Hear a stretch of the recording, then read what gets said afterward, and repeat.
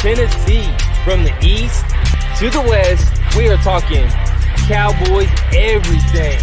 And you just entered the Cowboy Zone.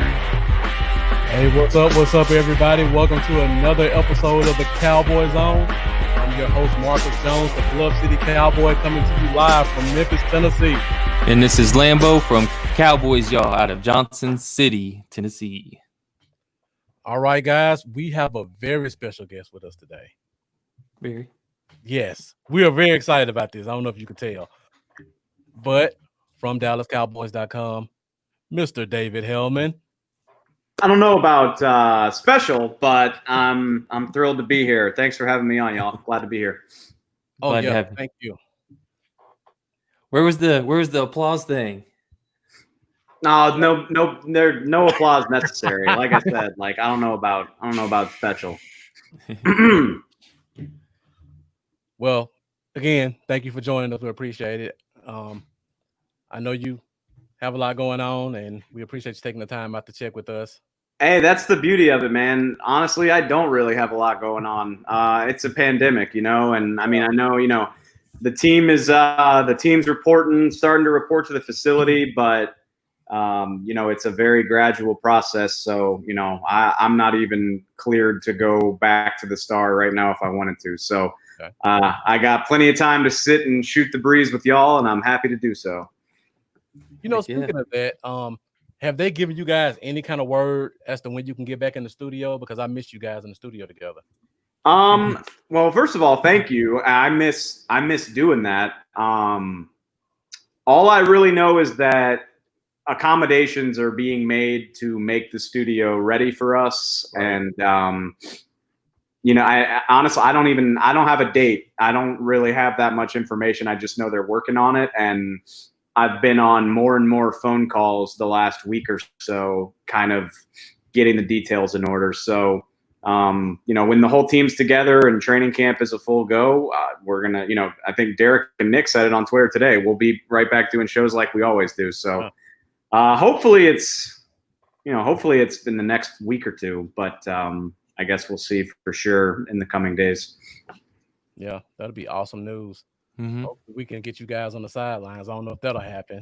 Yeah, man. I don't need to tell y'all. It's everything about it's weird. And, obviously media is kind of lower on the totem pole than figuring out how to get the team back and get them doing everything. So, like I said, I know they're figuring out the specifics. I don't really know what they look like yet, but, hopefully, there's going to be this ramp up period where the team gets reacclimated, and hopefully when that starts getting underway, we can start doing our thing again.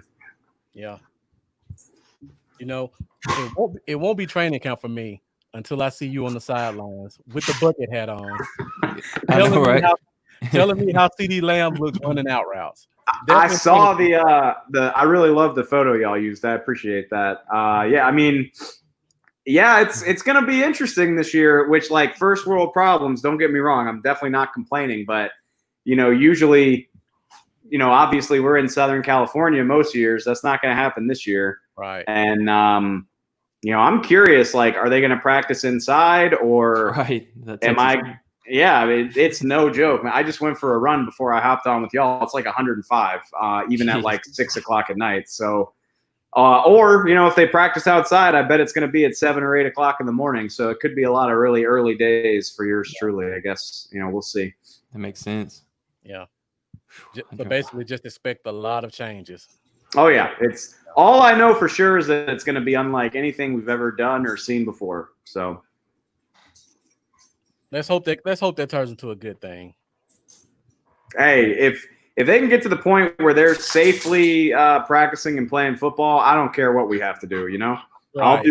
Just give us football. Yeah, I'll get my brain swabbed 3 times a week if you need me to. I don't care, whatever. Right, the price you pay for the team. Mm-hmm. All right, so guys, everybody joining us here tonight.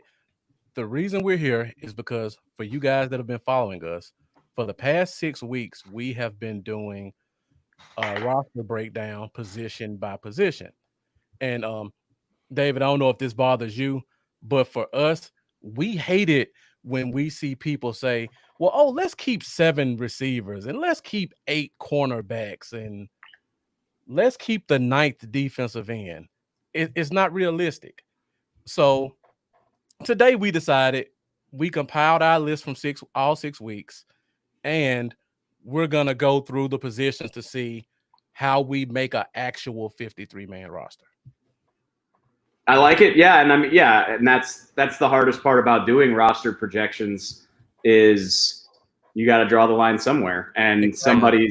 somebody's pet cat's going to get cut, and it sucks, but it's the nature of the business. Yeah. This year is actually going to be different. I've been thinking about that a lot. It's 55 now, and then throw in the sorry, my dog's butt is in my camera. I told y'all before we came on, she's very needy, so she can't really handle not having my attention. Anyway, sorry. But the other thing is, going back to the COVID conversation, like, we don't even know how many guys they're going to technically bring to camp. It sounds like the roster is going to be smaller than usual, and obviously that's going to make it even tougher for the French guys. So it's already hard putting together a roster projection, and I think it's going to be even harder this time around. Yeah. Speaking of pet cat, do you have a pet cat? Pet cat.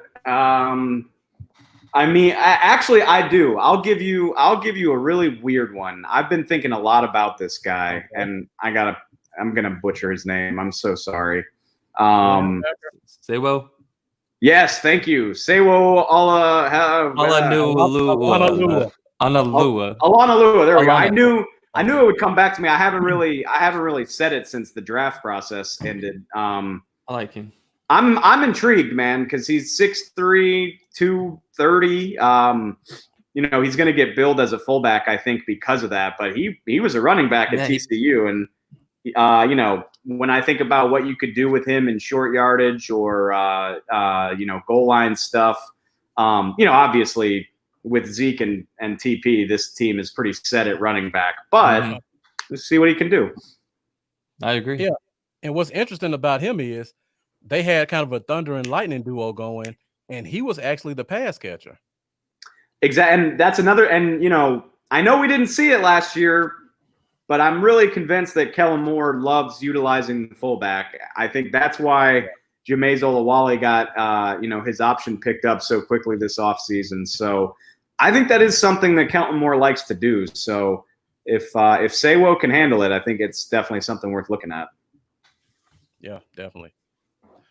All right, guys, before we get started with this, everybody who's watching, make sure that you share this. Share this to your personal page. Share it to your favorite group page. I know you guys are just like us. You get tired of hearing people say, let's keep 80 players. We can only keep 53. So we're going to do a quick breakdown of position by position to get to 53. And you guys can get in the comments and butcher us if you hate what we say or tell us we're great. I'm sure we're going to get more negative than positive. So make sure you share this before we get started. All right. So I feel like in order to kind of get away from all the pet cats and the prejudices that we have towards certain players, we should start off by looking at, let me make sure I got the right screen up, just the numbers. So, David, take a second to take a look at this. Yeah. Tell me any position you think kind of stands out where you think our number may be off. Okay. All right. I suck at doing math in my head, so please. I mean, everything's already added up, but like, do you think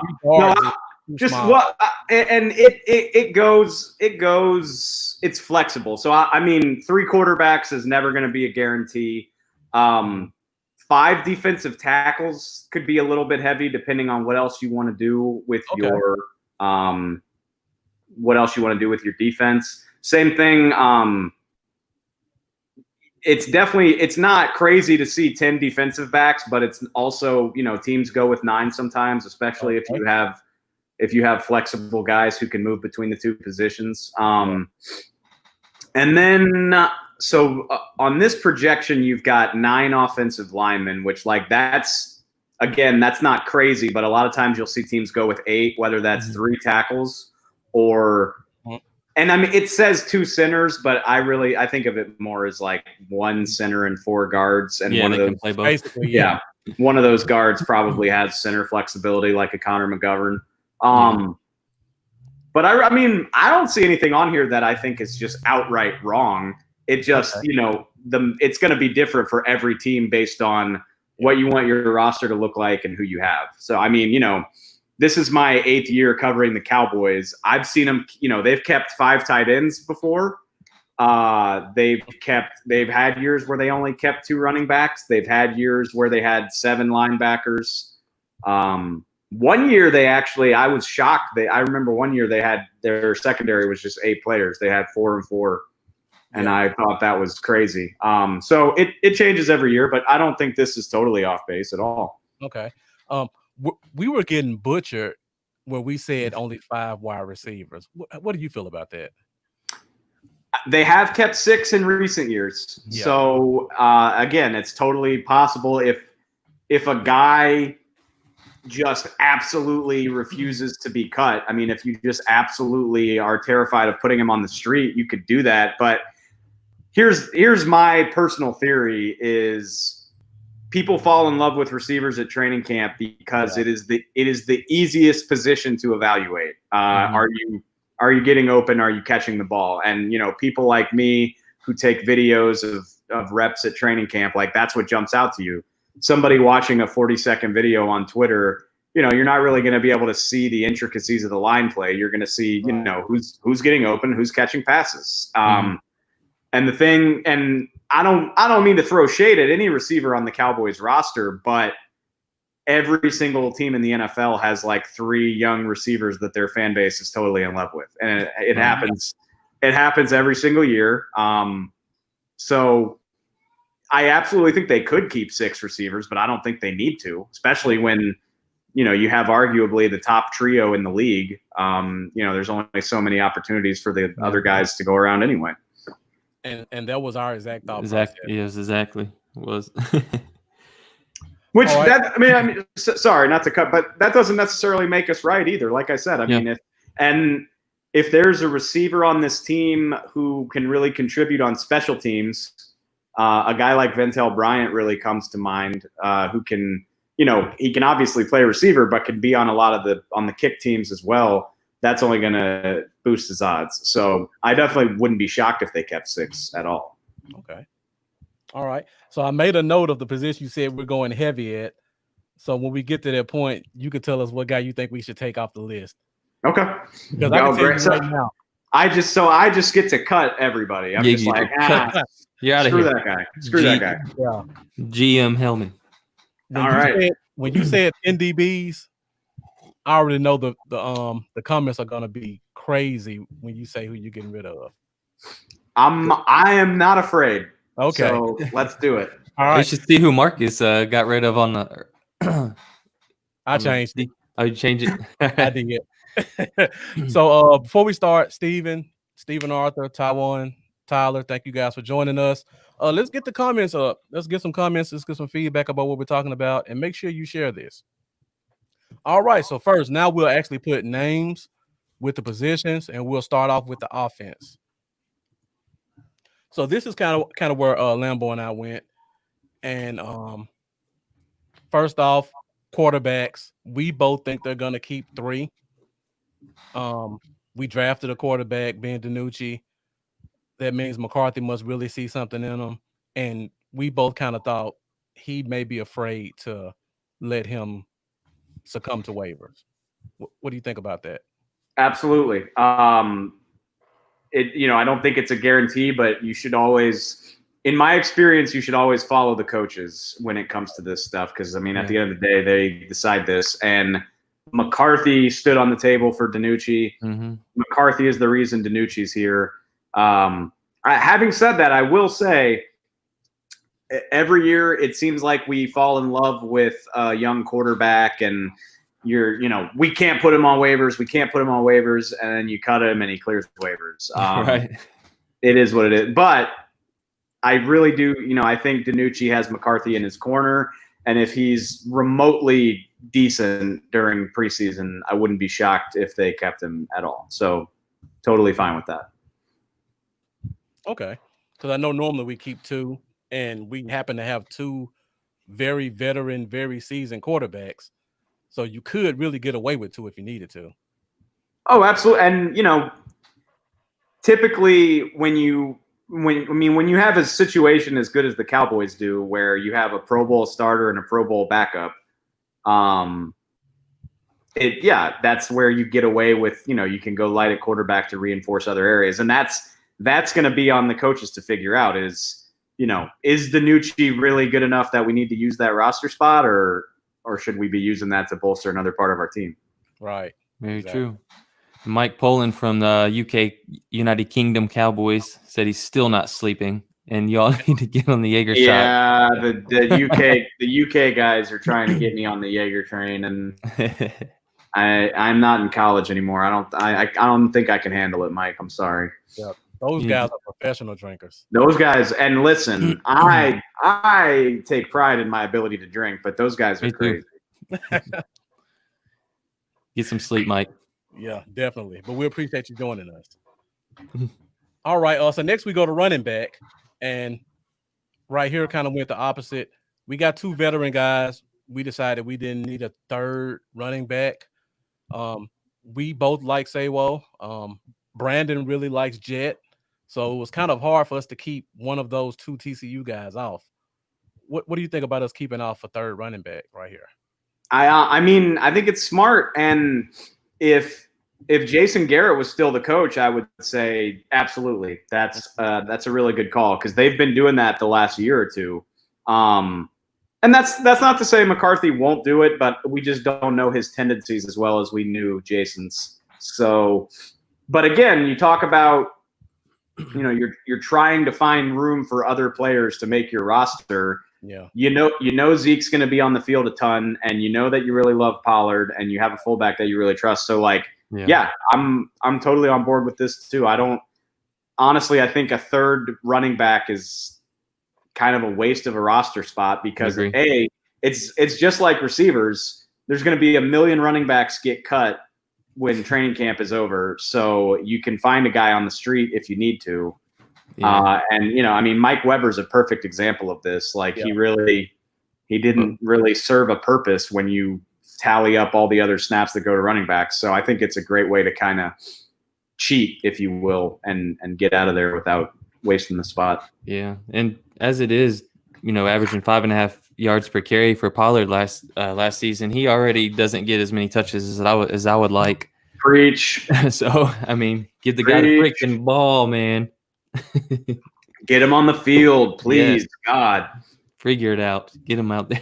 Come on. When we went through the running back position, I was shocked to see he only had 18 catches on the year. As a former wide receiver, that's almost criminal. The way they handled Tony's snaps last year was criminal. It absolutely was. And then think about, if you're just, I don't have the numbers in front of me, I apologize, but go look at his snap count for the year and remember that Zeke was still working his way back into the lineup because he didn't have a training camp. So Pollard got a ton of snaps week 1 and week 2. And then week 3, they blew the Dolphins out, and he ran for 100 yards, a lot of it coming in the second half. So if you cut those 3 games out and just go on the other 13, he was even less involved. Yes. And it's unforgivable when you see, how dynamic he is. Unforgivable. First of all, great reference. But that old video came to mind. Old school internet right there. No, it frustrates me to even think about, because he obviously is such a talent, and they weren't creative enough to figure out how to complement him with Zeke. Yeah. So now we go to tight end, and right here we had no clue where to go. We feel like they're gonna go 3 tight ends. We don't like any of the tight ends at the bottom of the roster, honestly. Our thought process was, who do we think is the best pass catcher and route runner? Because we don't see Blake Bell being able to fill that role if something happened to Blake Jarwin. So go ahead. No, sorry. I got a couple thoughts here. One, I mean, if I'm making the team, I'm keeping 3 tight ends because I want to run 11 personnel as much as possible. But Mike McCarthy loves multiple tight end sets. Going back to his days in Green Bay, that's a thing. So in the interest of depth and stuff like that, I wouldn't be shocked if they kept 4. That wouldn't surprise me. I love the names that you've got here. This is really just more of a hunch and talking to people around the building, but like I'm very intrigued by Cole Hicatini. He's a super, super talented guy, like a very good receiving tight end. He played with Lamar Jackson at Louisville. Yeah. So, he probably would have gotten drafted if he hadn't hurt himself during his final college season. So I think that could be a real diamond in the rough situation because, he was on the practice squad all last year. It's not like we even really got a great chance to see him. Exactly. And then another name that I would consider is the Michigan rookie Sean McCown. I think that's how you pronounce it. I have it on pretty good authority that if they hadn't drafted DiNucci, McCown was another name that they were really considering using that final draft pick on. So they clearly feel pretty good about him. And, he did a little bit of receiving at Michigan, but he was a big blocking guy, big bodied guy. He's like 6'5". So, and that's not to, Dalton Schultz, I'm not trying to necessarily cut you, but I think there's going to be some real competition for that spot for sure. And we agree with you. We think McCarthy's a 4 tight end guy, but just looking at the list we have, we didn't see a 4th one that we thought was better than the 6th defensive end or the 6th corner. And that's kind of why we went with 3. Totally fair. Yeah. But I'll make a note of that for sure. All right. Next up, we got center. I mean, pretty straightforward. We know who these guys are. Yeah, I feel dumb because earlier I said typically a team has 1 real center, but I mean, obviously, like the Cowboys really do have 2 true centers right now. I mean, Joe can play guard and Biadasz probably could too, but these guys are both here to play center. So, and they're both going to be on the team for sure. So you don't really need to overthink that. Yeah, that one's pretty self-explanatory there. And so with the way the offseason is going right now, do you really think Tyler Biadasz will get a chance to get the starting spot for week 1? I mean, no, not really, to be honest with you. I mean, I don't want to say he won't have a chance because if he shows up and just absolutely kicks ass, if he blows everybody away, then sure, I think it's possible. But Joe's been here since 2016. He started for a team that made the playoffs.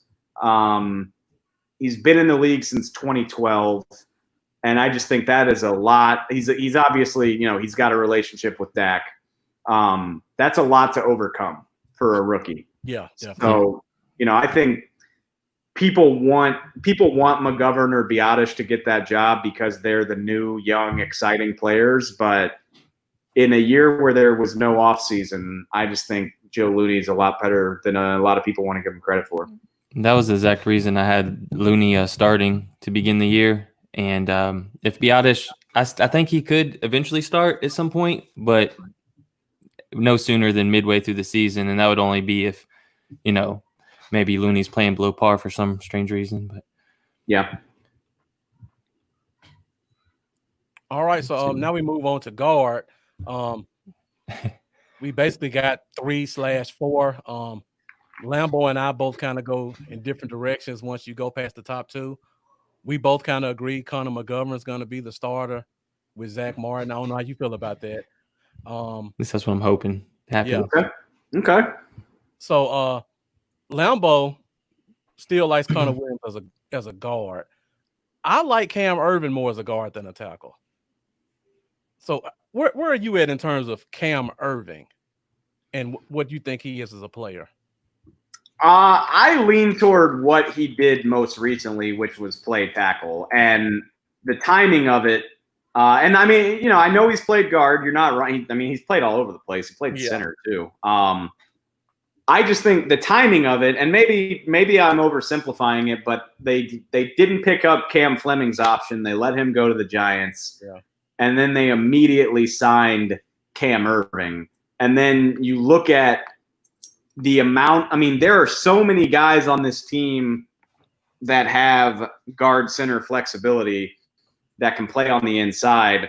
I just don't really see why you need to move Cam Irving in there, because you have Zach, you have the two Connors. We already said Joe and Biotish can probably play a little bit of guard if they need to. Don't forget about Adam Redmond. He's still hanging around. And then I struggle to think of their names, but I think there's at least one or two undrafted guys as well. So, I mean, that's a pretty full house. And then go look at the tackle situation, and behind the two starters, there's not a ton of NFL experience. So I think Cam will be predominantly a tackle for this team, if I had to guess. For me, I watched a couple of his games, just kind of watching tape on old games. He doesn't make bad blocks. He completely misses. And that terrifies me when my left tackle completely misses an end. Yeah, I've seen the clip you're talking about. I've seen 2 or 3 of them. Yeah. And it was no, I'd be lying if I said I felt good about it, and I don't want to skip ahead, but the name that I'm circling, and y'all both have it, so good for y'all, but I'm the captain of the Brandon Knight bandwagon. Thank you. That's my guy. I remember we loved him when the Cowboys signed him after last year's draft. Brian Broaddus was enamored with him. He went back and watched his Indiana tape, and he's just like a mean, nasty dude. We had Will McClay on the draft show after the draft, and Will raved about his attitude and the way he plays. And then, he actually got a chance to play. First of all, he made the roster as a rookie last year. Right. And had to step in and actually start a game. And I thought he handled himself really, really well. So, I think I'm certainly intrigued by where he goes in year 2. And my hope is that he's the swing tackle. I hope that he can win that job from Cam Irving and be the number 3 guy. That's my hope. Yeah, I think we're both kind of right there. That's kind of why we went different with Conor Williams / Cam Irving. We both love Brandon Knight because he's a right, and we think he's going to be that swing guy. So whoever we have that's a backup is just going to be emergency if we need him.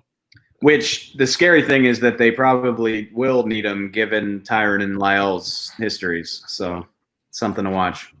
Jumping over to wide receiver just really quick.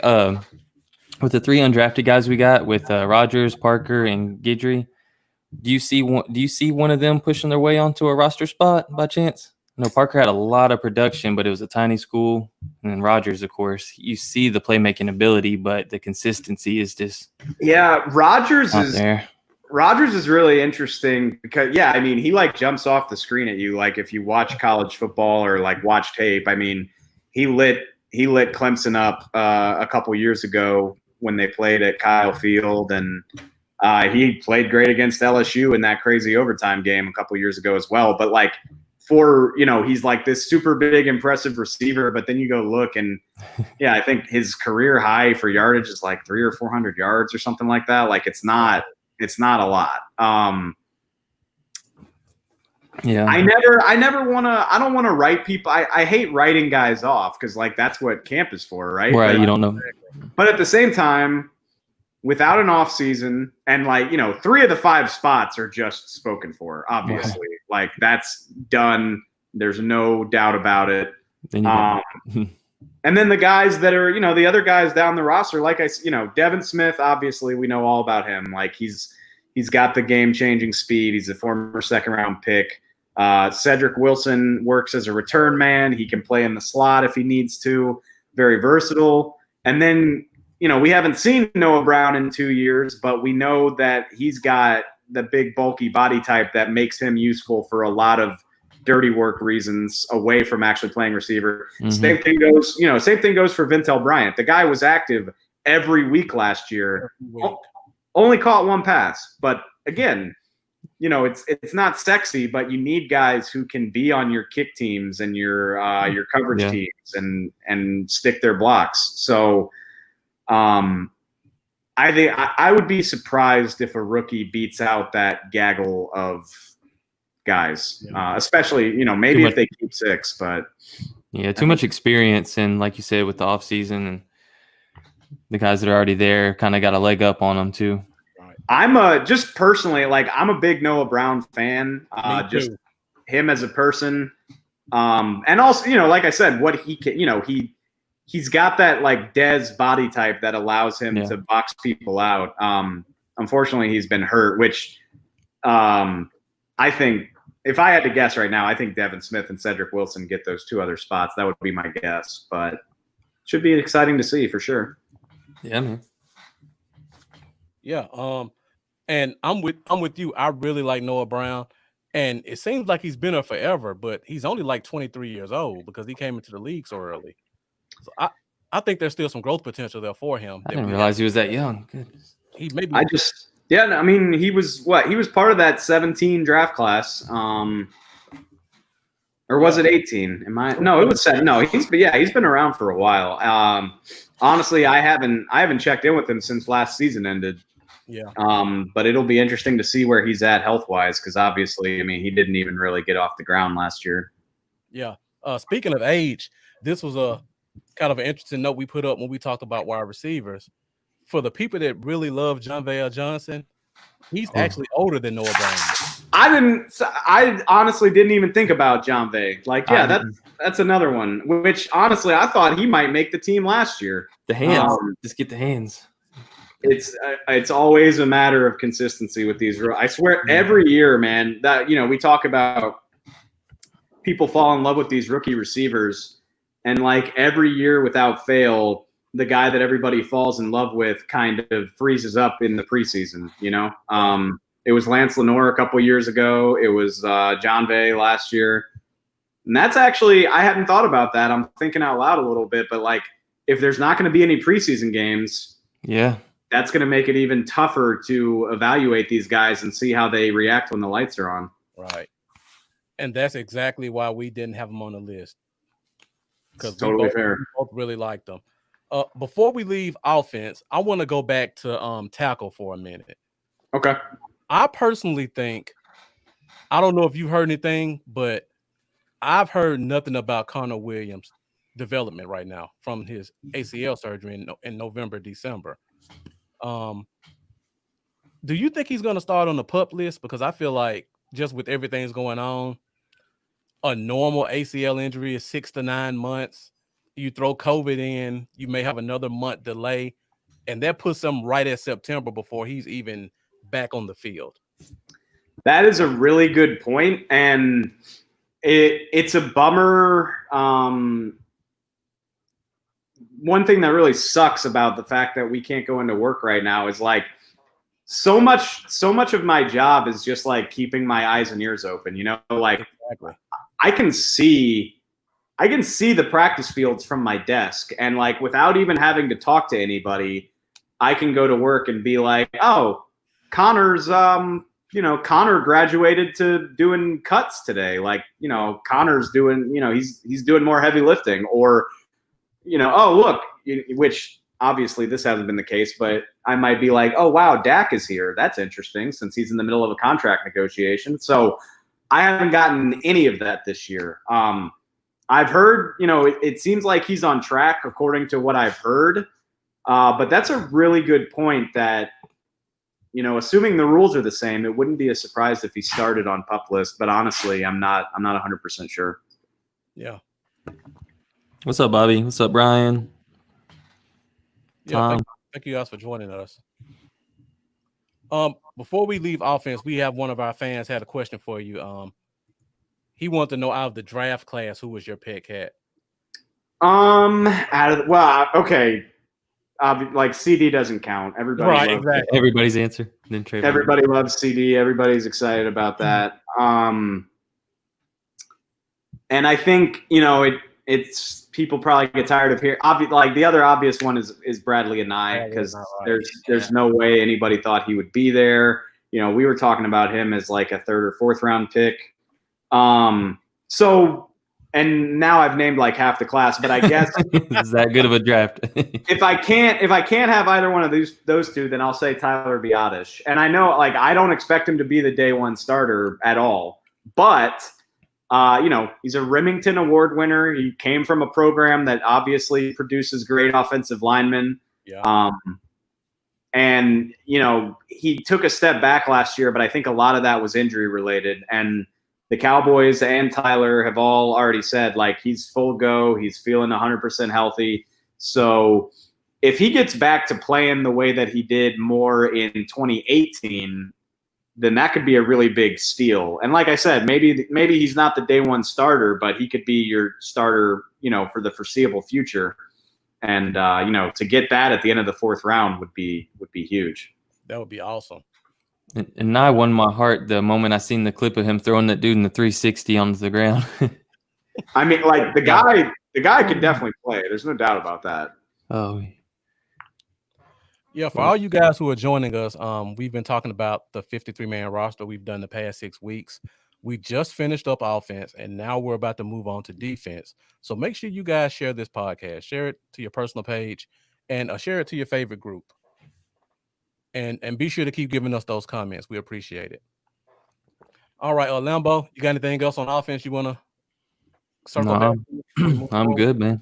Okay, all right. Good. So now we'll move over to the defensive side, where I'm sure the comment board will head up. Yeah, here we go. So start off with defensive tackle. You said you thought 5 was kind of heavy. So of these 5, who's the guy you think would be the guy that's cut? I mean, you know what my answer is going to be. Trade Tristan Hill to the Raiders. That's going to happen.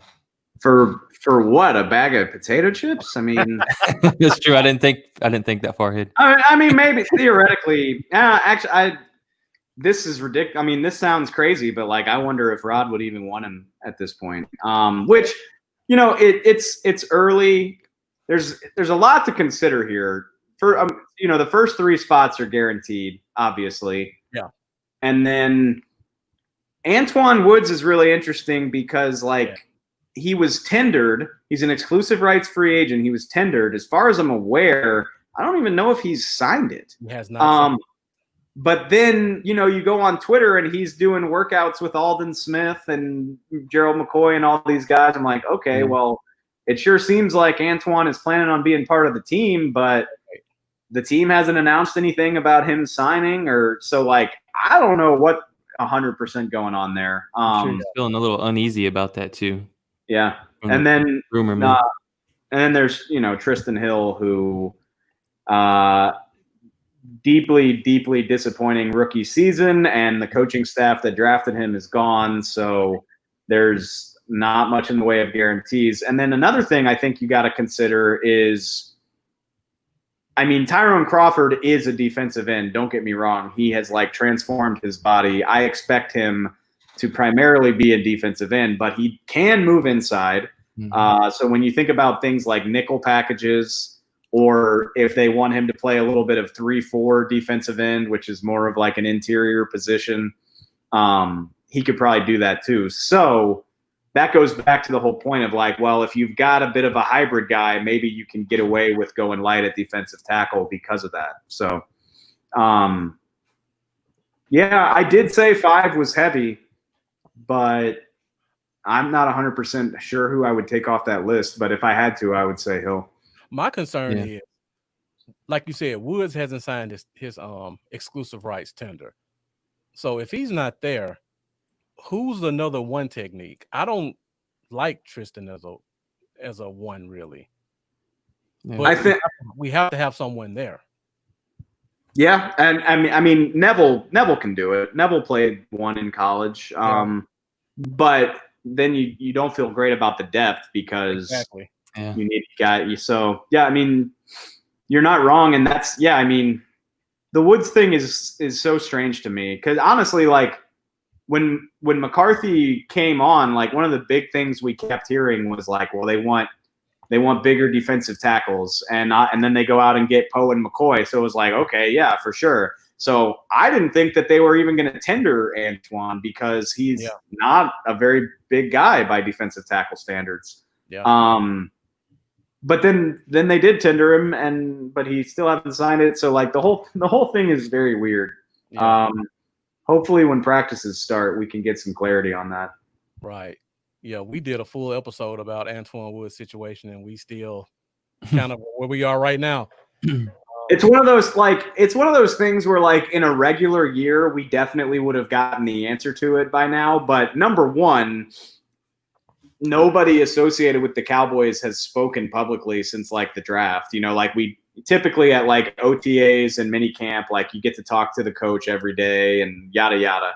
So there's that. And then on top of that, it's a global pandemic. So, you know, Antoine Woods' future kind of slips through the cracks of all the other things we got to worry about. Right. Very true. Yeah. So now we go to defensive end. Spicy. This is where it got tricky for both of us. We have 7 guys listed here, but we only have 6 technically. Let's just ask the question everybody wants to know. What's up with Randy? Do you know anything about Randy Gregory? No. I know that I have never encountered a weirder situation in terms of somebody that so many people are interested in knowing about has so few details. And it makes a lot of sense if you think about it, because you know, Randy has had these high-profile problems for his entire NFL career. It's clearly an issue that he's struggled with.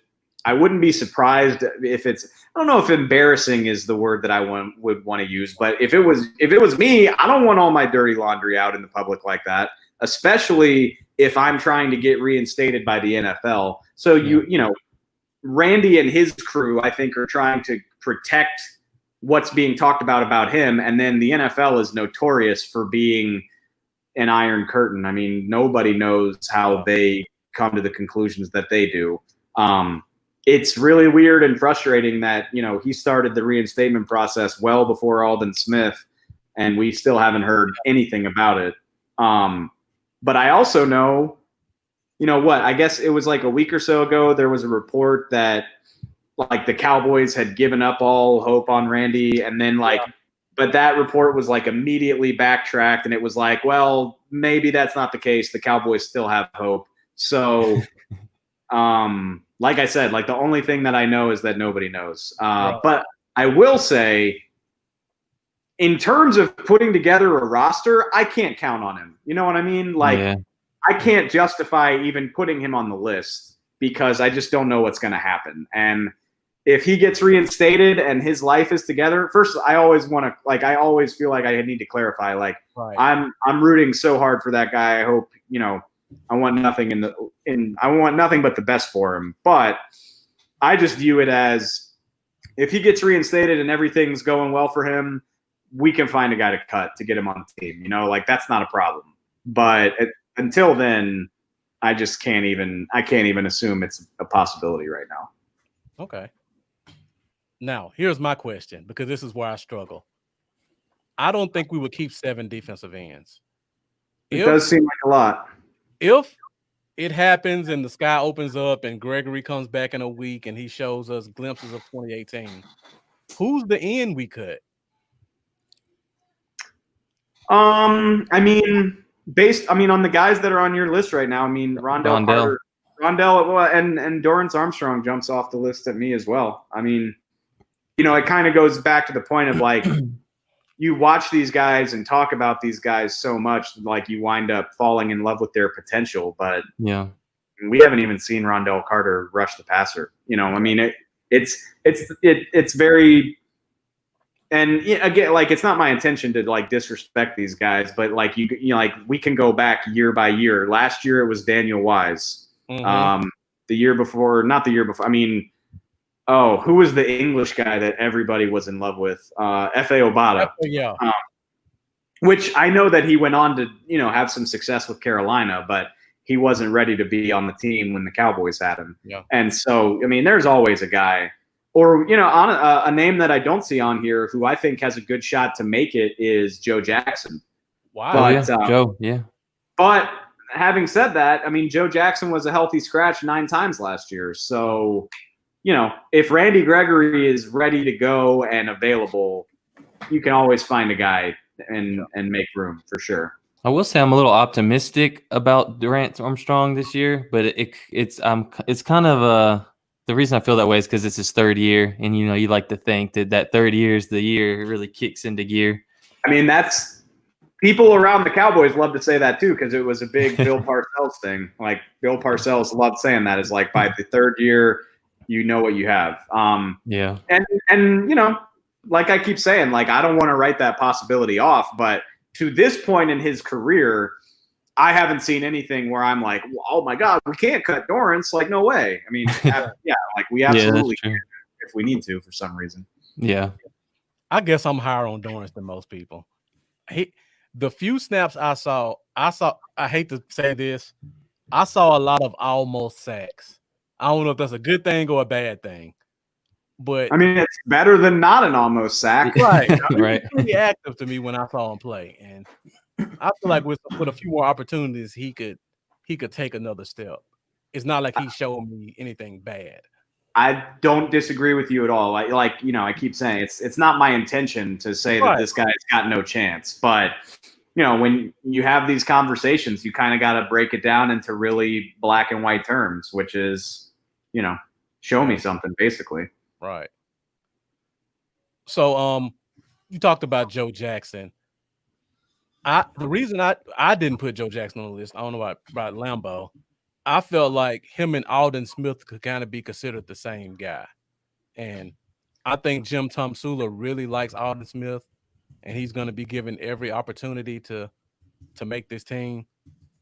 And I feel like Alden Smith can be kind of an inside, outside, versatile guy, and then you already got Crawford. So that's 2 versatile guys you have, and Joe Jackson's just a 3rd versatile guy to me. I don't disagree. Joe Jackson, it kind of reminds me of, I mean, this sounds weird, but it kind of reminds me of what we were saying about Noah Brown, which is like, I don't think of Joe Jackson as like this crazy, bendy, athletic guy, but maybe he's more like a Tyrone Crawford in the sense that he's a big, strong dude who can hold up well at the point. And, maybe he'll never be a sack artist, but like you need those guys too. Like you need the guys that can do the dirty work and string the plays out and open tackles up for the other defenders to make plays. So I think of him as that type of guy. Whereas like Alden Smith is here to rush the passer, and if he's on the team, same thing with Randy Gregory. So that's kind of my thought process about it. What was the over and under we had, Marcus, on Alden? Was it 5.5? I don't think it was that high. Or 5 or 4.5 something. Yeah. We had an over and under. I was curious. I was going to ask David, but I can't remember what it was. I think whatever it was, we both took the under. It may have been 5.5. Yeah. True. Okay, let's kind of talk about safety and corner together. Just because you mentioned you thought 10 was kind of a lot, and I like all the names on this list. No, I don't disagree with you. And there's another name on there that I really like, just for special teams, and that's C.J. Goodwin. But I couldn't fit him on here. If you were to say we were going down to 9 defensive backs, who's the guy you leave off? First of all, I will throw this out there, and I'm not taking a shot at you because I get that this is difficult. Yeah, I feel very comfortable saying right now, like CJ Goodwin will be on the team. Okay, he'll be on the team, and that's like, again, it's not sexy, but that dude is a beast of a gunner. Like he is an absolute monster. You see it every week. He single-handedly will, stop a return with just awesome tackle. So I think he's on the team purely as like the 6th cornerback with like no real intention of ever playing him on defense. Right. But Oh man, can I say something that's going to piss people off? You're is gonna say exactly what I said. it J. Lou? Is it? Oh, Uh-huh. Say it. If I had to cut this list down to 9, I'd probably take off Donovan Wilson. oh, I thought he was going to Did say not something. expect that. That's the guy that I want to see get more playing time. And that's why it's going to piss people off. And for the millionth time, Yeah. I'm not trying to talk shit on Donovan Wilson. Like, I think he's got a lot of potential. He's a hard hitter. He obviously showed his ball skills. But again, at the same time, coaches lean toward, experience and proving it in the NFL. Darion Thompson is another guy that I feel very good about his chances to make the team because he's a smart, instinctive veteran who's done it on defense and also can be very versatile for you on special teams. So I feel really good about him making it. And then you look at that list of cornerbacks and you say, oh, I don't really want to cut any of these guys. And Daryl Worley can play some safety if we need him to. So that's kind of my thought process. Where if you're really in a numbers crunch, and Donna, and hopefully he grows in year 2 and makes a leap. But again, Donovan Wilson was a guy that didn't see a lot of action last year. So, I mean, it makes sense. It's definitely possible, but at the end, the secondary is such a nightmare because honestly, who knows? I really don't know what. All I really know is that HaHa Clinton Dix is going to start. I think that's the only thing I can say for sure about the entire secondary. I agree. Me and Marcus have a pretty wild, crazy theory on a player that kind of got us a little bit of hate. Okay. You want to tell them a little bit about that, Marcus? I'll let you say it. Oh, come on. You make me say it. Jay, we felt like there is a crazy chance that Jordan Lewis could be a trade candidate. I don't think that's crazy at all, and I understand why it would get you hate. We just think, we think Anthony Brown will get that third spot over him. Absolutely. Anthony Brown just signed on for $5 million a year, so it's hard to imagine that he's going anywhere. And if a few tweets later, and but and on top, if you go through training camp and you really feel strongly that Jordan is not one of your starting 3, we already know, Al Harris favors long cornerbacks. He said it himself. So if you really don't feel like Jordan's one of your starting 3 and you could get something for him, I don't think that's crazy at all. And I am a huge Jordan Lewis fan. He's one of my favorite guys on the roster as a person. I think he's a baller too. But we like him. I can't rule that possibility out, especially if guys like, if a guy like Reggie Robinson and or Daryl Worley really comes on and looks impressive, all of a sudden you say, we can probably get by without Jordan if we need to. Yeah. I don't think he would be cut, though. I think it would have to be like a Robinson. It would be like a cut trade. Right. Definitely. Yeah. But, honestly, the secondary is fascinating because, I can come up, Cheeto, AB, and Jordan all have a very good to decent chance to start, right? We would agree with that. But then you spent a top 50 pick on Trayvon Diggs, so he's good enough that he might have a chance. And Daryl Worley's actually started a lot of games in the NFL as well. Pretty good too. So that's 5 dudes who are probably good enough to start. And again, if this was an established coaching staff, we might have a better idea of how to read it. But exactly, it's all open, man. It's all open. It's a clean slate for everybody. And on top, I always say this too, I wouldn't be surprised to see Jordan start because Al Harris could say, "Well, look, he's clearly better than what we have, and we can draft and fix this in the future. And maybe Jordan doesn't have a long-term future here because he's not the type of cornerback that I like, but we need him starting if we're going to win games in 2020. So I really think anything is possible. The only thing I really feel confident about is that I assume AB will be one of the 3 starters. And that's just following the money. Like, you don't pay a guy $15 million to sit on the bench. We both agree. Zach, thoughts? Yeah. And the reason we kind of said Jordan Lewis getting traded, we talked a little bit about the tweets. If he's your fourth corner and he feels disrespected for a third straight year, he's gonna go full Jamal. I think he's gonna say something about it, and I think he'd get a little hairy. I don't think you're wrong, but I will say, like, as outspoken as Jordan is on Twitter, and y'all feel free to correct me if I'm wrong. Maybe I missed it. Like, he doesn't talk trash about the Cowboys very often, though. Like, he talks about other stuff. Yeah. So that doesn't really fit with what I know about him to this point. But having said that, I mean, we interviewed Jordan back in the spring, and he's, the coaching staff said it's a clean slate for everybody. Yeah. Just go out there and show us what you can do. So to your point, I mean, if he feels like he got the short end of the stick for a fourth year in a row, maybe he won't be able to handle that very well. Yeah. Like, and we like him, but love him. Yeah, we do like him. Everybody that follows the Cowboys likes Jordan. And I think that's part of the, like, why it's such a passionate topic, is because, like, you want to see a guy like that succeed. I like passionate players like him. Absolutely. Guys with that kind of attitude on the field, and I really like those kind of guys. All right. We're getting down to the very last position. I know we got to let you go. This is another position we both feel like is kind of set with what it is. Lambo and I both really like Francis Bernard in terms of coverability. Do you think he could take over one of those last two spots and possibly make the roster? Or do you think Gifford and March are just too good at what they do? March, special teams specifically.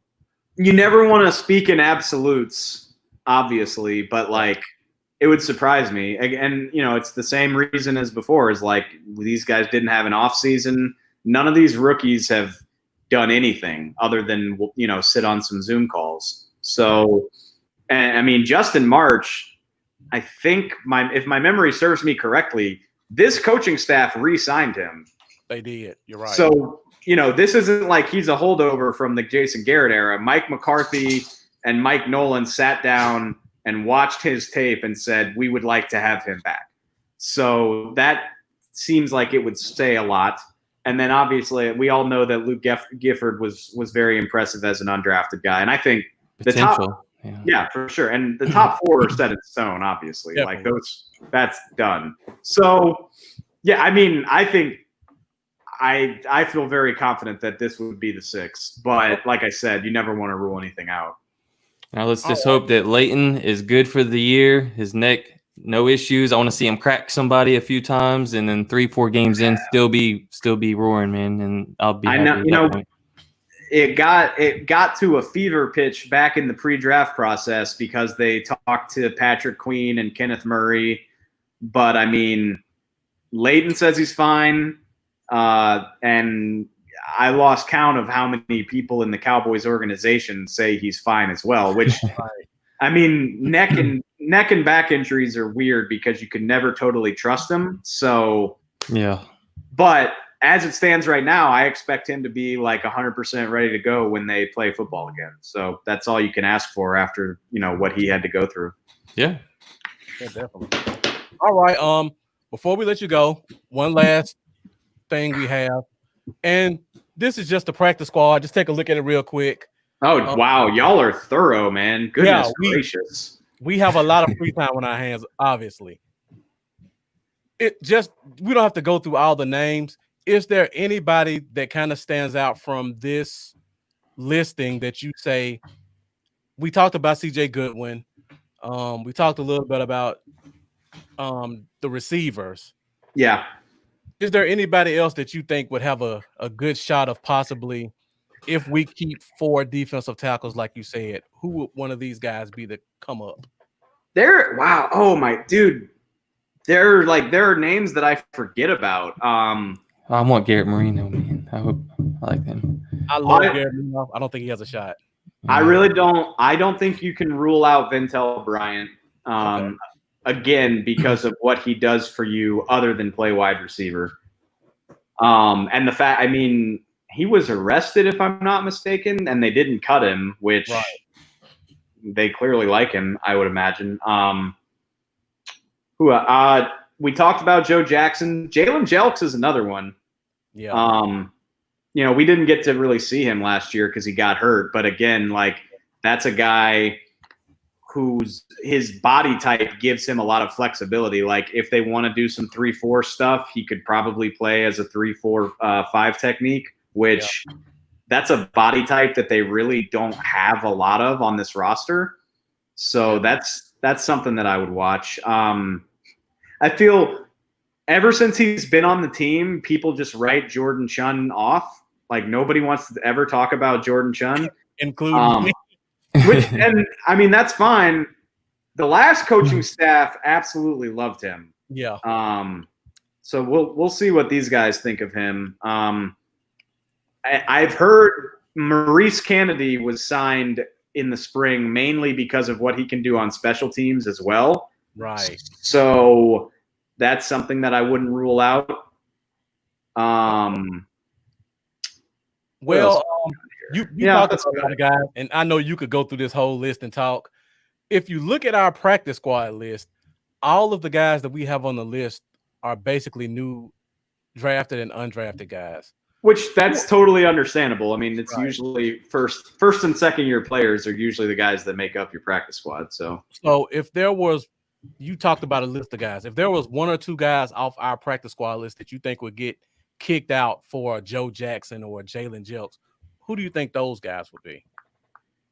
I'll be totally honest with you. I mean, I know the names because they're on the team, but there's a few of these guys, like, I don't know their game, like, intimately. You know what I mean? I know, like I said, I know that they really like Sean McCown. I'm not sold on Chris Westry, to be really honest with you. I know, he's very intriguing to people because he's so big, like size and speed. Anytime you see a 6'3.5" cornerback, like, people start thinking about, like, Sherman and Brandon Browner. I'm not convinced. So that's a name that jumps out to me. At the top of the show, I already talked about Shaywell. He's awesome in my, like, I'm so excited to watch him do some stuff. So that's about it, though. I don't have, like, deep takes on a lot of these guys. Well, let me ask you this specifically, because when we put the list together, one thing that stood out to us was we had 3 wide receivers on the practice squad, and we thought that was too many. So out of the 3 undrafted guys, which one of those, Aaron Parker, Stephen Guidry, Kendrick Rogers, which one do you think would be kind of at the bottom of the totem pole of those 3? First of all, I don't think 3 is too many, to be honest with you. And I've talked about this with coaches before. Coaches love having receivers and DBs on the practice squad because you need guys that can run. And then, literally, I don't mean, like, fast. I literally mean just, like, to get through practice. Like, you need, you think about how many routes you run in a practice and how quickly you want things going. Like, you need guys that can just go in and go out. Like, hey, this guy's winded or twisted his ankle. Like, get in there so we don't have to wait. That type of thing. So, and then think about, hopefully it doesn't happen this year, but Amari was limited at practice like most of last season. So again, you need bodies. Rodgers is the name. Like, he's probably the most intriguing because he came from the biggest school. Yeah. But it's also the most puzzling because, like, you would have liked to have seen more production from him. So, like, definitely. And again, like, I hate to, like, judge these guys before they even do anything, but it makes you wonder if, like, he's going to be the guy that everybody talks about who ultimately doesn't make the cut. You know what I mean? Right. Yeah. I'm right there with you. Dave. We held you a lot longer than I know you're probably playing for. No, man. I told you I don't have anywhere to be. I'm just chilling. Yeah. Well, we appreciate all this time that you gave us. No problem, man. Yeah, thanks for a ton, anybody that's watching, make sure that you go follow him on Twitter and on Instagram. It's in the bottom right-hand corner. He gives a lot of great information. He knows a lot about the team. I tell people this all the time. When I'm looking for player analysis, is you, Kyle Yeomans, Brian Broaddus. You guys thanks, man. I respect more than anybody when it comes to talking about this thing. That means a lot to me because half the time I think I'm just acting like an idiot when I get on Twitter. So I really appreciate it. I always it sounds cheesy, but like my favorite thing about this job is getting to, help people cover their favorite team. I love bringing that to y'all. And, hopefully I can be out on the field this month taking videos like I always do and helping y'all watch these guys. So like I said, hopefully that comes to pass, but I guess we'll see what happens. We look forward to it and definitely hope that does happen sooner than later. I know we all need football in a bad way. Really bad, man. All right, Dave. Again, thank you for joining us. We really appreciate it. We'll continue to follow you on social media. Brandon, you got anything to say before we let Dave go? Yeah, just backing up what Marcus said, we really appreciate it. You're someone we follow, very heavily, and man, we look forward to all that you bring here in the near future. Absolutely, y'all. It was a blast being on. I really had fun, and y'all take care and have a good night. Thanks, all right. man. Thanks, have a good one. Later. Man, too much information. That was awesome. Sup, Phillip? You just missed it, bro. You're gonna have to go back and replay. We had Mr. David Helman on. Did a 53-man roster breakdown. Yeah. We thought we were gonna get 35 minutes with him. He gave us an hour and 5 minutes. So that's awesome. And it was all great information. Like, if you didn't get a chance to catch this from the beginning, make sure you go back and watch it because he gave us a lot of great details. He gave us information about players that we didn't even know or consider. Yeah, Dallas Super Bowl number 6. That's my thought. Is I would like to see Sewu over Alawali. Yeah, we had a lot of good comments in the comment box, Lambo. If you got a few minutes, we can go through a couple of them, kind of keep the discussion going. Yeah, I got a few. I got 10, 15. 15 max. Okay. Yeah, the newborn's not crying right now. So. Okay. Let me go back up a little bit. Taiwan, again, one of the guys that follows us heavily. We talked about wide receivers. He thinks Ventrell Bryant makes the team. I think it really does come down to him and Noah. I think it comes down to having a 6th receiver or not if he makes it. Yeah. Personally, I don't think if there's 5 he cracks it, but I can't disagree with that. Just personal opinion. Yeah. I mean, I can't disagree with that at all. So let me ask you this then, Lambo. Dave kind of talked about 5 D tackles is too heavy. Would you rather keep a Ventrell Bryant or Tristan Hill? Tristan Hill. Okay. And I'm not big on Tristan Hill, and I said that. So I just so everybody doesn't think I'm riding on Tristan Hill. I'm actually not high on him at all, and I've been upset ever since we drafted him. But those receivers of Bryant's caliber play come a dime a dozen, in my opinion. I just feel like the potential's higher with a guy like Tristan Hill, and we only seen one season. Yeah, for sure. So, I mean, and there's guys that I like better than Bryant that are going to be on our practice squad, in my opinion, like Parker and Guidry and Rogers and guys that I think that could come up and do what he does. Yeah. Guys I think we can cut that'll clear waivers and still be there if we need to pull them up. Tristan Hill, I'm not huge on him, but I just like, I guess, what the potential's – I still feel like the potential's there. I won't be completely out on him. All right. Until it would take 3 years of pure suckage. And after 2, I may, if he does horrible this year, I may kind of make that call in my own mind. But yeah, I'd rather keep Hill over him. I didn't get a chance. Welcome Dallas Super Bowl 6 and Teflon Breed. I didn't get a chance to welcome you guys in. Yeah, Teflon actually put a question up. We talked about it. He asked, do we think Rondell Carter makes the squad? Now, I think he makes the practice squad. I don't know if you came in late, but right now we have him on the 53. But he would definitely at least make the practice squad.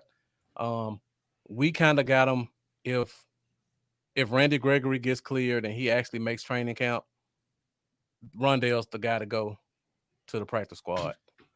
But if something happens and Gregory doesn't get reinstated, we think he's the sixth defensive end to be on the team. So it's really dependent on what happens with Randy Gregory. Yeah. Yeah. Dallas Super Bowl 6 came in with another comment. I think he can be. I'd like him to be. His versatility. Yeah. Is he bring as much on special teams? Yeah. Is Alawali though? Yeah. So and Dave pointed something else out. This coaching staff actually re-signed Olawale. So that tells you they value the fullback and they value him for whatever traits they think he has. Fullback did, I could be wrong, correct me, but under McCarthy, there was some good fullback play. I think if I remember Kuhn. Yep. Mm-hmm. Kuhn is still a major piece of that offense. Yeah. So be interesting to see if he kind of brings a little bit of that with him.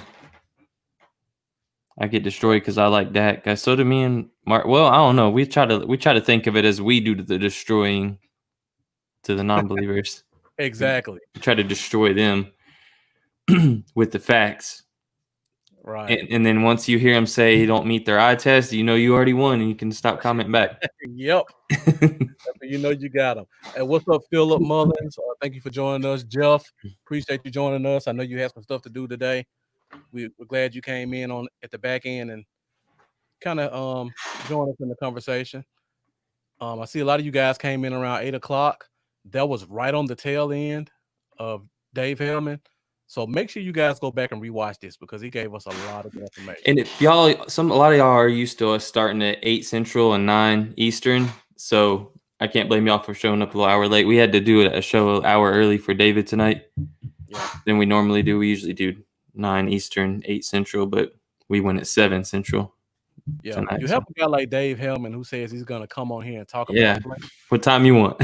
What time you want? We'll make it happen.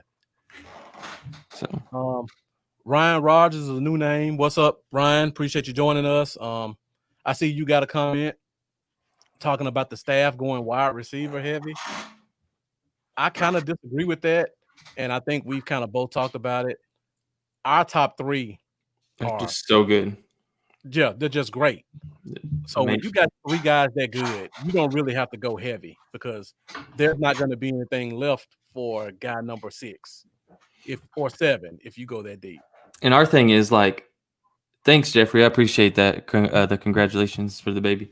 Appreciate it. But yeah, our thing is the top 3 guys, they're just so good. It's ridiculous. And then 4 and 5 could be a Devin Smith and a Cedric Wilson, or, maybe a Noah Brown in the 5th spot. We'll see.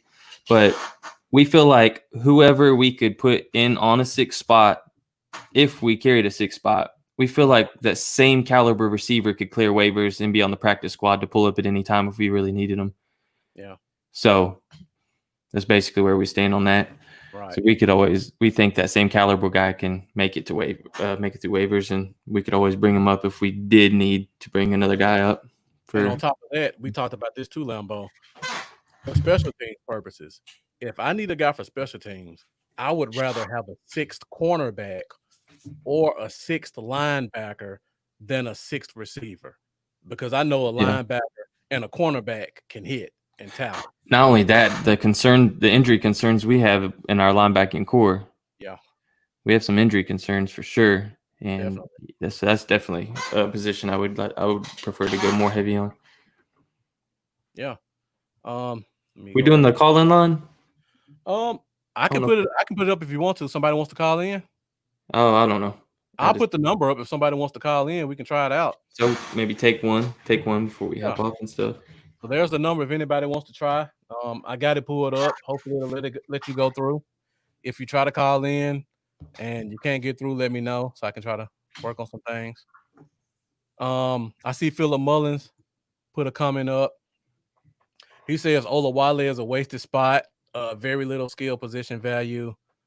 We could utilize the spot better. I mean, I agree with you. I think Lambo and I both agree. We're still mad he didn't catch that pass. Don't even get me started on that. Let me short arm this real quick. It's easy touchdown grab. Right. But I think we will both agree we would rather see Sawo get that spot than Olawale because we feel like he can give you more in the running game and the passing game. Exactly. He's just got so much more of a versatility. Yeah. I hope that's what happens. At least we'll see. That's what I'm hoping.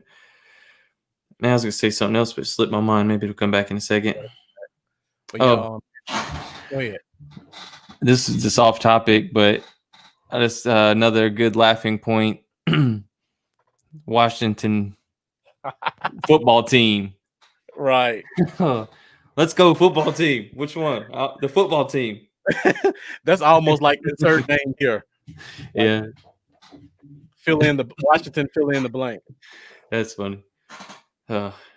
Boy, when you think about all the stuff we go through as Dallas fans, one thing we can say is glad I'm not a Redskins fan. Yeah, it's got to be tough. It's got to be tough for them. I mean, I got friends. Like I said, I grew up in Virginia Beach, Norfolk area, so it's kind of Skins territory out there. It's only like 50 minutes from where Redskins practice, from where the football team practices. Politically incorrect. That's a good name. I grew up really close to where that football team practices, and I know a lot of people that cheer for that football team and or cheer for the football team. And yeah, I don't know, man. I guess they could buy a lot of generic gear that says "Go Team Go" on it now. And yes, I got some upset friends back home, but it's funny. I feel for them though, because I couldn't imagine having all that gear. As much like stuff as I buy of Cowboys and things like that, and all the jerseys I got, I couldn't imagine just all of it just being thrown aside. It's crazy, man. Yeah. Ryan Rogers put a comment up here. This was when we were talking about Tristan Hill. Saying that Marinelli give us a 6. But like Dave said, does Marinelli even want him? Does he even want him? Yeah. That pisses me off. If he doesn't want him, that pisses me off even more because they pretty much let Marinelli have that pick. Like he pretty much talked them into that pick, and now he don't even want him. Yeah, screw us and leave us with him. Yeah, that would be terrible. We use a second-round pick on a guy, and then the coach that eat the table for him won't even take him for scraps. All right, guys. Let's get a couple more questions in here. Yeah, somebody wants to make a phone call. Let's get it in. If you didn't hear it before, we just had Dave Helman on. We went through the full 53-man roster. I'll pull it up again really quick just so you guys can take a look at it for you guys that came in late. We won't go into a lot of detail about what we said because we want you to go back and watch the whole thing. So I got to change this. So one thing we did is on offense, we kept 23, which normally offense keeps a little bit less than defense. And also, we just got so many spots that are secured on offense and so many questions on defense, you almost have to go deep there. Put a phone line thing down. So basically, David Helman kind of agreed with us for the most part on everything we said. Oh, I didn't see that. You didn't see what? Oh, sorry, I was in the comments. Let me put your comment up. I mean, I ain't against that. I ain't against it. And they can't even give Tony Pollard carries. How are they going to give a receiver carries? I did read that too, but I kind of glanced over it.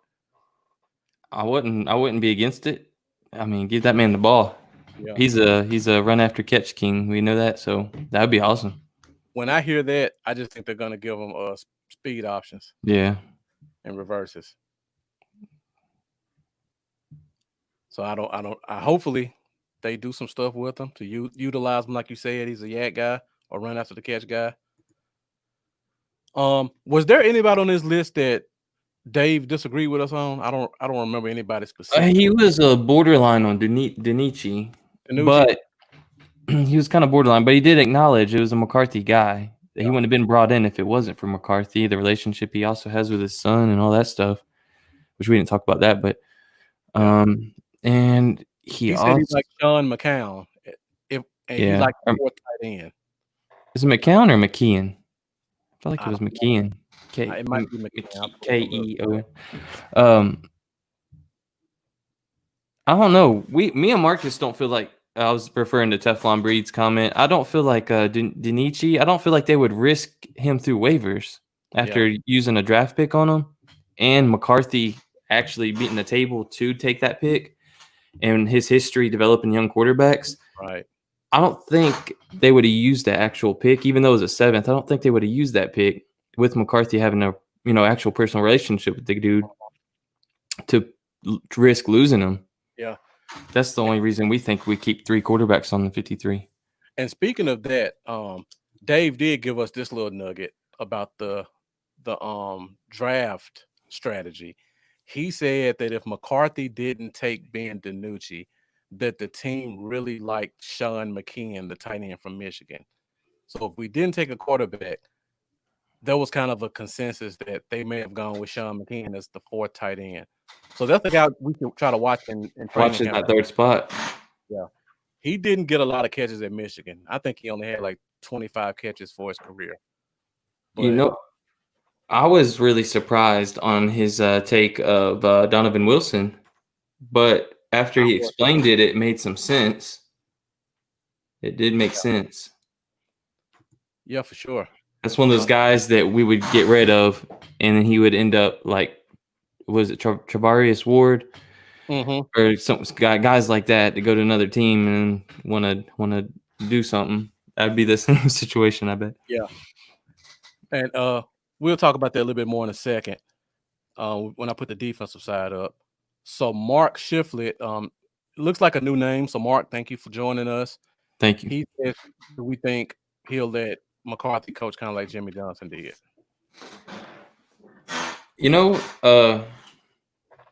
Most people probably don't think so, but this is just a gut thing. I don't have any reason to feel this way. In my gut, I kind of feel like that's what's going to happen with this McCarthy hiring. Yeah. For some reason, I just feel like the way the draft went seemed different. It felt like they weren't, the Joneses weren't, or Jerry wasn't really as involved. I mean, I'm sure he was crazy involved, but something that just felt different. Everybody talked about how different the draft felt, because every year we see the Taco over TJ Watt type pick, or we see at least at some point in the draft, we may nail one, but then the second round comes and then you got the Tristan, or like we did with the Tristan Hill pick, right, when Juan Thornhill and among others was on the board. We always see those picks, but just something just felt different about the way they stuck to best player available. They took Lamb, even though it wasn't the biggest need. Yeah. And it just kept hitting and hitting and hitting. And it seemed like they just really stuck to BPA. Yeah. I don't know. I just felt like that was like a slight sign of things to come as far as this being a new way to do things again. Now, one thing I will say to your point, Lambo, nobody will ever coach like Jimmy Johnson did, because there was a different era of football. Yeah. And a different era of players. Back then, outside of Troy, Mike, and Emmett, and maybe 1 or 2 offensive linemen, everybody had to earn their spot on the team. From player 10 to player 60. Mm-hmm. You could rotate them in and out left and right, because there was no free agency and there was no big dollar amounts. The way the NFL is set up right now, you may have 40 players on your team that even if you hate them, it would destroy your team financially to cut them.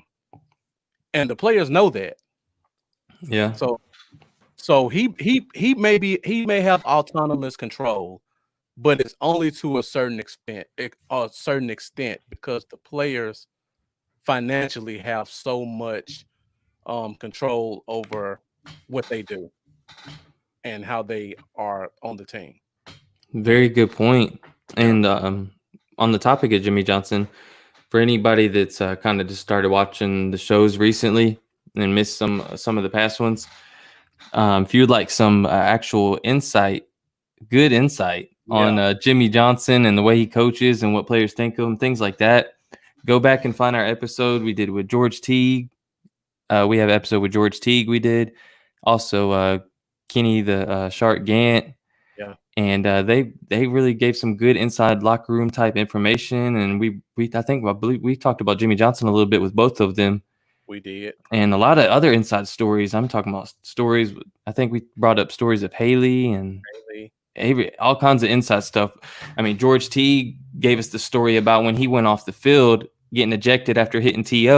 Yeah. And everybody forgets Darion Woodson was ejected shortly before that. So he gets to the locker room and runs into Darion Woodson, and Darion Woodson's still back there mad. Teague's back there mad.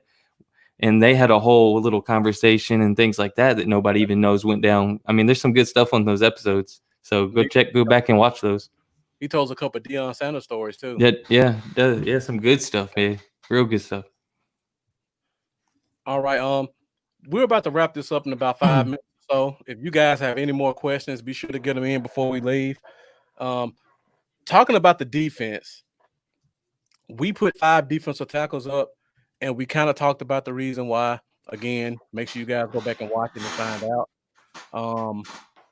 But we all kind of agree, if we were to go a little thin at defensive tackle, Christian Hill will probably be the guy to go.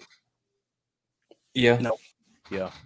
We didn't really talk about what position we would fill it with, but we all felt like that would be kind of a guy to watch. Defensive end, Dave works for the Cowboys, and he has no more news about Randy Gregory than anybody else has. Yeah, so we all just kind of we got to be all wait and see on that one. If something happens and Gregory is reinstated, I was shocked to hear that he said he thought Dorrance Armstrong may be a guy that you look at letting go. I know, because that's one of the ones that I'm hoping to see a big step up from. Yeah, like we'll see how that goes. But I almost thought he'd be kind of penciled in as a rotation right in, him and Crawford. Yeah. Moses, thanks for joining us. Nobody knows. Sadly. You probably missed it, but we just had Dave Helman on, who's a staff writer for DallasCowboys.com. His office literally sits over the practice field, so he gets a lot of insight on players and things like that. He has no information about this, so nobody really knows where we are with the Randy Gregory situation. Unfortunately, it's crazy, man. Yeah, if he wasn't a Cowboy, he'd be back in the league right now, in my opinion. Don't we know it? Yeah, I mean, Goodell, he likes it. He suspends our players when they don't even do anything for 6 games. So for sure. Linebacker, there's nothing to see here. We all kind of agree. Our 6 guys are going to be our 6 guys. Yeah. As much I just hope Bernard makes it to the practice squad. Good God Almighty. Yeah. Please let him get back to the practice squad. I like Bernard. Yeah. I think that's another good thing about what's going on right now. I think a lot of teams won't get a chance to evaluate their own guys. So if they took the time to sign or draft a guy, I think they'd rather see their guy than try to pick up somebody else's guy. That's very true. And in the no preseason, they're not going to really we're going to get to see how good he looks in camp, but these other teams ain't going to know how good Bernard did in camp. They're not going to get to see him in preseason, so there ain't nothing really there. So it's going to be much easier probably to get some people through waivers. Exactly. Than normal case scenarios. Yeah, because we're not even going to probably be able to do intra-squad practices because they're not letting travel happen. So yeah, all of our information is going to be locked in the locker rooms. So that'll hopefully help us. We got some really good player evaluators, and shown to find a lot of good undrafted gems. So that might bode well in our favor. Yeah, getting some guys back to the practice squad that we know could be special in a couple years. Now, before we go, the last spot, we kind of talked about corner and safety together. And I was very shocked, and I know Lambo was too. Dave Helman said he wouldn't be shocked to see Donovan Wilson not make this 53-man roster. Still speechless. Like you said. Yeah. I mean, if you told me to choose between him and Thompson, I was going to say I would take Wilson's potential over Thompson's so-so play. Yeah. But, hey, we'll see. Maybe I think it is easy to fall into the trap of what someone's done during preseason. That might be why a lot of us hold on to Wilson so much, because he made those ball-hawking plays. But when you don't see those plays in the safety position on your team for so many years, and you see him do that in preseason, can we see him on the field some more? Just let us see what he's got, man. Let him prove us wrong or something, and then take him off. But exactly. But yeah, Taiwan. if we go with two quarterbacks, I wouldn't be shocked. But the fact that our coach, who's a quarterback guy, used his pick to draft a quarterback, it's just hard to believe he's going to take a chance of losing them. Yeah. That's almost like his pet cat. His son played ball with the dude. Like, they're friends. Right. And that was no coincidence.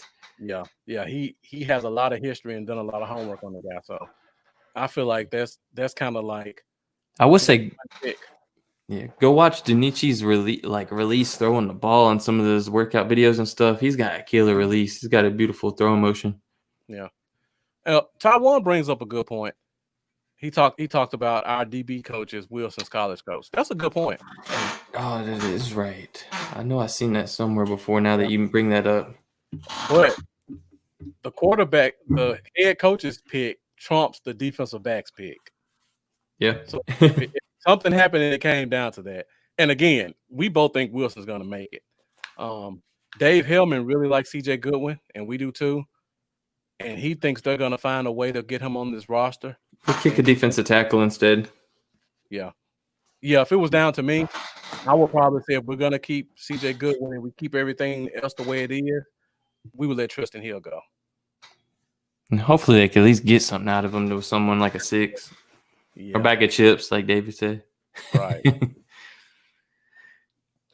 All right, so for you guys who kind of joined us late, make sure you go back and watch this and take a look at all the discussion we did. We did a full in-depth analysis. Before we go, here's kind of the practice squad as well as all the guys that we kind of cut. Disregard to Tyrone Crawford, Randy Gregory. I just kind of put that there for discussion. Yeah, and these aren't people that technically already, like, they didn't get cut, traded, or suspended. That's our category for where we think these guys could end up. Right. I think David got first. I think he thought that those were lists of like guys that were cut and traded for a second. Yeah. So that's what we're saying. We predict for these guys on the right. As you guys can see, there's a lot of talent even on this list. There's a lot of names that everybody likes. But the reason we went through this exercise is because we want people to know you can't keep everybody. You only have 53 spots. So if you like Jalen Jelks or Joe Jackson or John Vea Johnson, you can't just say he's going to make the roster. Somebody has to go. And who's that going to be? So, yeah. And I love these discussions. Like, I love it when people say, I'm a Jalen Jelks fan too. Huge Jalen Jelks fan. But when I look at my list, I don't know who I would cut to keep him. Another guy I hope makes it. I would like to see Ladarius Hamilton get to the practice squad. I think he could have something special and give him after a few years of developing. All right, Lambo, who do you take off the practice squad then?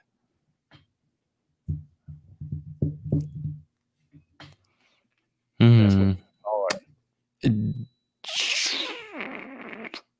Yep. I take McKeon off the practice squad, and I put him in the third spot on the active roster. So you would take Hicatini out? Hold on, wait. Then we still need a tight end on the practice squad, so that don't help me out in the. Yeah, I don't know, man. Westry would be the guy probably for me, but then you don't have a corner on the practice squad. Well, you'll have 7 corners on the active roster though, so right. Because we're keeping Goodwin, so right. So that's what. Yeah, Westry, and then throw my guy Hamilton in, the North Texas dude. Yeah. And I was thinking we got 3 receivers. Maybe we should cut one of them. But then Dave made the point that teams like to keep 3 receivers on the practice squad, which is a good point. Yeah. Yeah. Because I forget, when guys play practice squad, they're not necessarily playing in their position. They're playing wherever you need them to play at. So if you got a guy that you need to go out there and mimic a cornerback for one team and then mimic a receiver for another team, you need guys who can run to do that. Yeah. I was shocked how much he liked Jordan Sean. I know I didn't really have a comeback for it because I'm not really huge on him, but yeah, I like what Jet and Sabo bring more than him. I definitely wouldn't keep a third one. Yeah. I mean, that was an easy one for me. Yeah.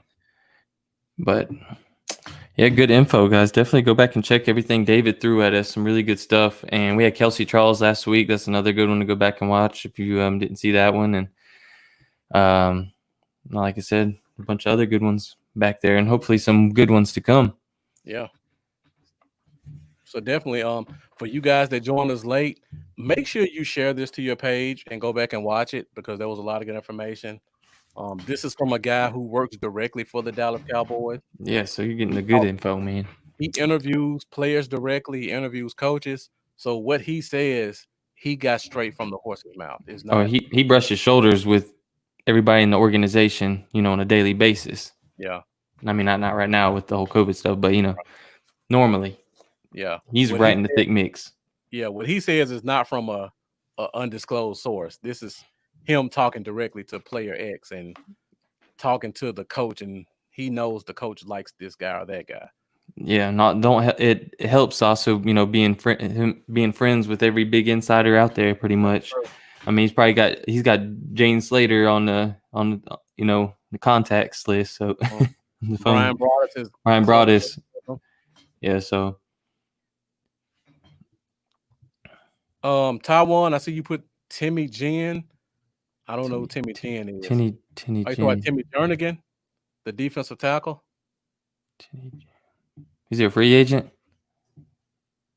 He is a free agent. That might be what he's talking about. Yeah. I actually like Timmy Jernigan a lot. But yeah, I liked him coming out of college. I hadn't kept up with him much these past few years, though. Yeah, he went to the Ravens, and then he went to the Eagles. And then I think he may have played somewhere else last year, or he may have been with the Eagles again and got hurt and missed the season. But he has a lot of injury concerns. Stash Man, if you're watching this or do watch this, man, where my shark poster at, bro? Well, my personalized shark poster, Shark sent us. I'm just playing, but I'm not. All right, guys. Well, before we go, again, make sure you share this. Make sure you rewatch it. Thank you for all your support. We really appreciate it. One of our guys. Oh, he said that's Dave's nickname, Timmy. Oh, I'm not calling him that. Teeny. Oh, were you saying Teeny? Teeny? Oh, like I was okay. I read it as Tinny instead of Teeny. Yeah, I read it as I did too. But yeah, one of our guys who follows us gave us some support in our Cash Apps, and we appreciate that. If you guys want to follow suit, make sure you come out and support. Wrong. Cash App is there. We appreciate all your financial support. We also appreciate your comments, your likes, and your shares. Make sure you follow both of our pages. Lambo's at Cowboys Y'all on everything. I'm at Bluff City Cowboy on everything. We still have the giveaway going, right, Lambo? Yeah, thank you so much, Taiwan. All right. Got a Cash App. Okay. What was that? Oh yeah, and the giveaway. It's on it's list. I got it pinned to the top of my page, Cowboys Y'all. So my Facebook, if y'all are watching from another page, because we got streaming on multiple pages right now, but my Facebook page, it's facebook.com/Cowboys Y'all, and I have it pinned to the top. It's a stitched Zeke jersey, a white home jersey, and a brand new Dallas Cowboys soft cooler. and we're gonna give those away to someone once we reach 50 entries. I think we're at like 22 total right now. So it's got it all listed on the post. You just like both of our pages, subscribe to us both on YouTube, share to your personal page, comment done, something like that. But you just go to it, and we'll enter you once we get to about 50 entries on one of our upcoming shows in the next few weeks. We'll figure out a way to give it away to somebody. Right, and this is a nice jersey too, guys. So a like and a follow for a jersey, that's a good deal. So I think that's all we got for this week. Thank you guys again for joining us. In the next couple of weeks, I think we'll begin with the UK guys to talk some more Cowboys football. Out there in the UK, I can't do it. Sorry, we Mike. also have a couple of guests coming up too. So be sure to stay with us. We'll try to keep this thing getting bigger and better. And again, I'm Marcus, Love City Cowboy. Lambo. And I'm Lambo with Cowboys, y'all. And you have watched the Cowboys Zone. Cowboys Zone. Thank you guys for joining us. Thanks, Tom.